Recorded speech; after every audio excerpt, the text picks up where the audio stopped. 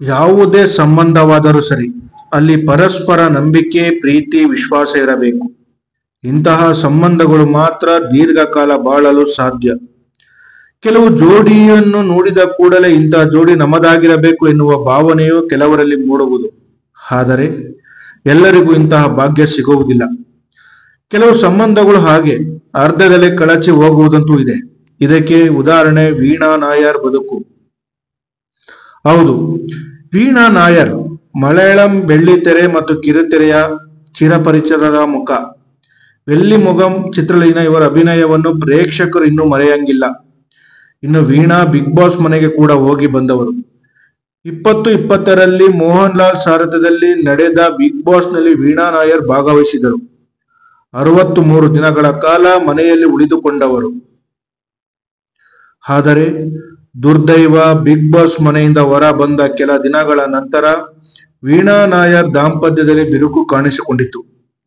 ವೀಣಾ ತಮ್ಮ ಪತಿ RJ ಅಮನ್ ಅವರಿಂದ ದೂರವಾಗಲಿದ್ದಾರೆ ಎನ್ನುವ ಸುದ್ದಿ ಎಲ್ಲೆಡೆ ಹಬ್ಬಿತ್ತು.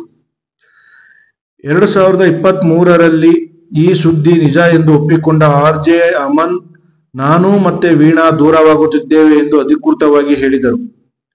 ಆದರೆ ಮಗನ ಭವಿಷ್ಯವನ್ನು ಗಮನದಲ್ಲಿಟ್ಟುಕೊಂಡು ನಾವು ಇಬ್ಬರು ವಿಚ್ಛೇದನ ಪಡೆಯಲು ನಿರ್ಧಾರ ಮಾಡಿದ್ದೇವೆ ಎಂದು ಹೇಳಿದರು. ತಂದೆಯಾಗಿ ನನ್ನ ಜವಾಬ್ದಾರಿಗಳನ್ನು ನಾನು ಪೂರೈಸುವೆ.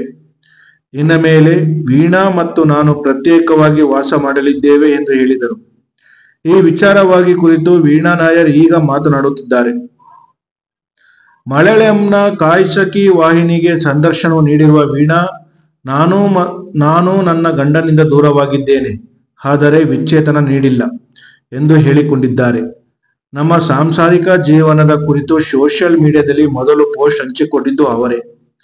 ಹಾಗಂತ ಅವರು ಮಾಡಿದ್ದು ತಪ್ಪು ಎಂದು ನಾನು ಹೇಳುತ್ತಿಲ್ಲ, ಅದು ಅವರ ಹಕ್ಕು ಎಂದಿರುವ ವೀಣಾ ನಾಯರ್, ನನ್ನ ಬದುಕಿನಲ್ಲಿ ಸ್ವಲ್ಪ ದಿನ ನೆಮ್ಮದಿ ಇರಲಿಲ್ಲ, ಈಗ ನೆಮ್ಮದಿ ಸಿಕ್ಕಿದೆ ಎಂದು ಹೇಳಿಕೊಂಡಿದ್ದಾರೆ. ಇಬ್ಬರ ನಡುವೆ ಇರುವ ಭಿನ್ನಾಭಿಪ್ರಾಯಗಳು, ಸಮಸ್ಯೆಗಳು ಮುಂದೊಂದು ದಿನ ದೂರವಾದರೂ ಆಗಬಹುದು.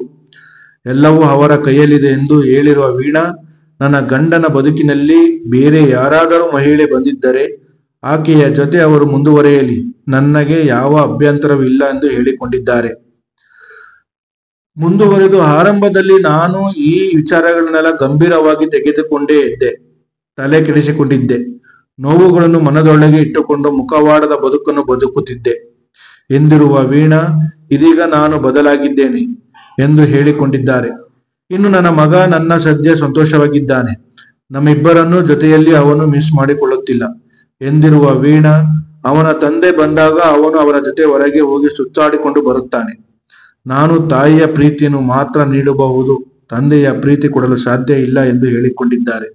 ಆ ಪ್ರೀತಿ ಅವರ ಅಪ್ಪನ ಮೂಲಕ ಅವನಿಗೆ ಸಿಗುತ್ತಿದೆ, ನನಗಷ್ಟೇ ಸಾಕು ಎಂದು ಹೇಳಿದ್ದಾರೆ. ನಮ್ಮ ದಾಂಪತ್ಯ ಮುರಿದು ಬಿಡುವುದಕ್ಕೂ ಬಿಗ್ ಬಾಸ್ಗೂ ಯಾವುದೇ ಸಂಬಂಧವಿಲ್ಲ ಎಂದು ಸ್ಪಷ್ಟಪಡಿಸಿದ್ದಾರೆ.